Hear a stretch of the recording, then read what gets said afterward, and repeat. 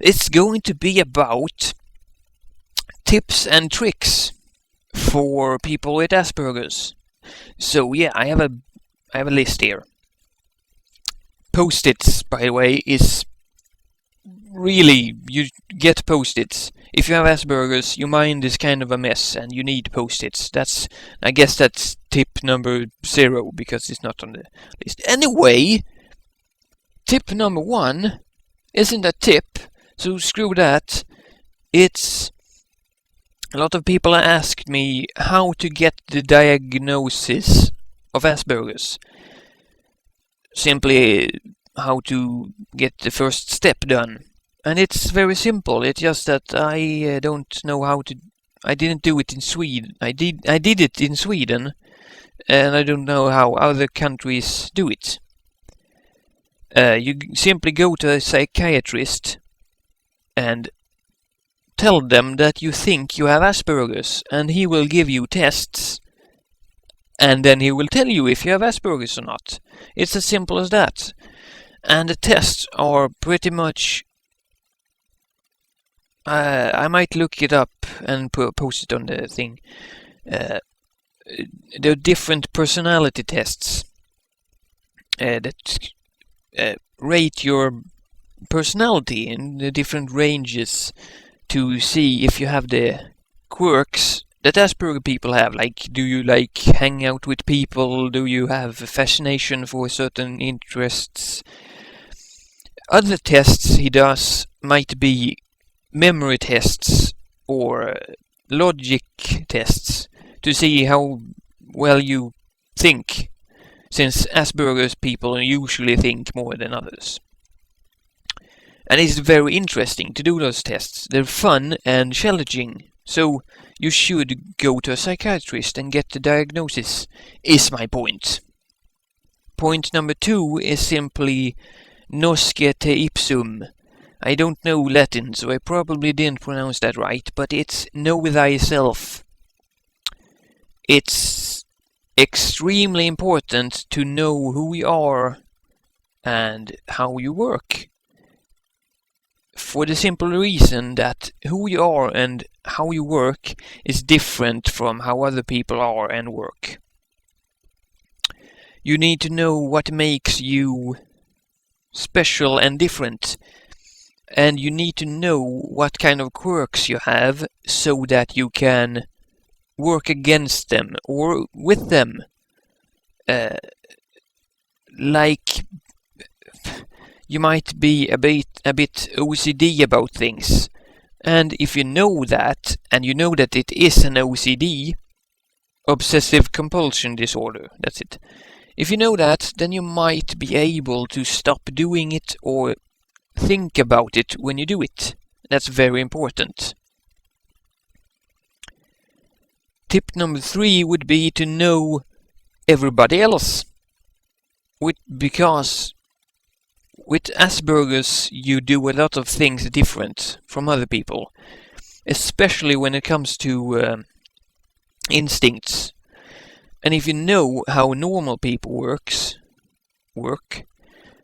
psychology, then you learn a lot about yourself. Like facial expressions that normal people do, that you don't do because you have Asperger's. I guess it's a part of point number 2. That if you know other people, you will know yourself because you're quite different. Point number 4 would be no self-loathing. Because if you know yourself and if you know everybody else, it's very easy to get depressed. Because yourself and everybody else suck. That's just how the world works. And yes, there's no point in getting depressed over it. Because you can't do much about who you are, can you? You can change how you act, but that doesn't change who you are. So if you are who you are, then be that. I've personally had depression for several years in my life, and it's not fun. And the upturning point was actually getting the Asperger's diagnosis done. to know that I wasn't a freak. That's kind of it. I'm not a freak, that's the thing. That's the point. So you don't self-loathe, because thinking you're bad makes you feel bad, and it makes you act and be bad. And that's not good. Point number 5 is don't let other people push you down. It's very easy as an SB to get bullied or misunderstood by everybody, and don't let that get you down. For me, it's very hard to understand people. I don't get them. They do things that I don't understand. And you need to learn that they feel the same way about you, and they might not understand you. Nothing. That's okay. Just don't let them get to you, because other people's morals and way of thinking shouldn't affect you as an SB, because they don't have anything to do with your mindset. Just trust me on that. Tip number 6 is actually a tip for once. It's simply to get a hobby. Something you enjoy doing. You have to feel productive. That's the main point. That's also to ward off depression, mostly. Because if you work with your hands, you don't get depressed as much. It's actually a fact. It's also... people with Asperger's like to fidget with their fingers. So if you have a hobby like origami, for example, you have something to do with your hands, and it relaxes you. Because when you do something with your hands, your brain relaxes as well. Tip number 7 is one of those tips that really work for anybody. But people with Asperger's need tips like this in order to not get down, which is the main problem with Asperger's. I don't have a problem with myself. The world has a problem with me. Tip number 7 is simply anger, depression, sadness. They mean nothing. They are emotions. You as an SB have the option to turn off emotions, or at least ignore them.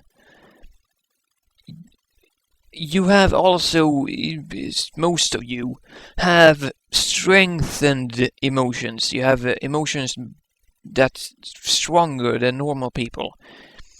And you save the good emotions, but the bad emotions you ignore. What's the point in having bad emotions? As an SB, you can do that. I can. Barely. I'm not saying I'm perfect, but you know. Tip number 8 isn't really a tip. It's a friend of mine who told me, but it's a quote, so I guess she didn't come up with it. But still, she said it to me, and it's very true. Be who you are and say what you feel, because the people who matter don't mind, and the people who mind don't matter. That's all you need to know. As an SB, you usually feel outside, like you don't belong. And as, for example, my brother might go to parties and drink alcohol, and might behave like a normal person when you're drunk, and you might try to ignore your feelings of hate for the world. But don't ignore that. Those feelings help you grow as a person. You are who you are, and you cannot change who you are. The only way you can grow as a person is to know who you are as a person. And for a normal person, all of these points would be kind of mute. They would be good points, all of these tips. But as an SB, you kind of need to keep yourself in control, because you're a bit of a train wreck, aren't you? You might be okay with it yourself, and that's good, but you might not be very productive in the society. And you don't need to be productive in the society, but you need a job and money and all that crap. And in order to get all that crap, you need to be okay with yourself, know who you are, and you need to be able to control it. I usually look at people like big malfunctioning computers. That's how I see people. And SBs are no different. And all you need to know is how to use the computer. That's it. That's all I had to say, really. So, bye.